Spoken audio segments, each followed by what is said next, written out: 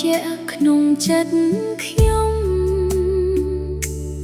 នឹកដល់អ្នកដែលបានចាឆ្ងាយ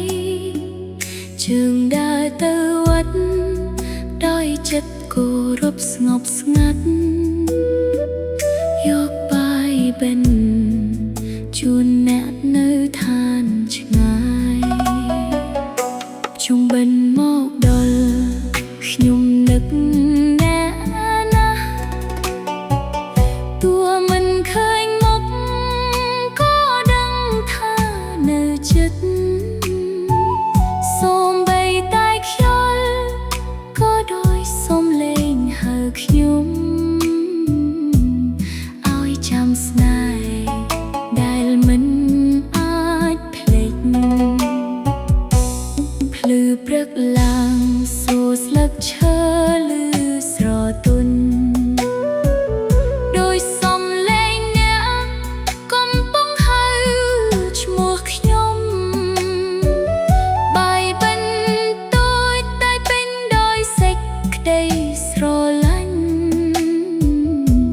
ផ្ញើទៅអ្នកដោយចិត្តស្មោះត្រង់ជុំបិណ្ឌមកដល់ខ្ញុំនឹកអ្នកណាតួមិនឃើញមុខក៏ដឹងថានៅចិត្ត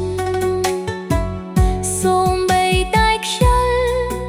ក៏ដោយសំឡេងហៅខ្ញុំឲ្យចាំស្នេហ៍ដែលមិនអាចភ្លេច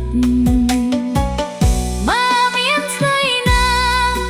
អ្នកអាចត្រឡប់មកសូមមកសួរសុខទុក្ខខ្ញុំដងទៀតទោះជាសូបិនក៏ខ្ញុំរីករាយបានជួបអ្នកដងទៀតក្នុងចិត្តជុំបិណ្ឌឆ្នាំនេះខ្ញុំនៅតែរងចាំយក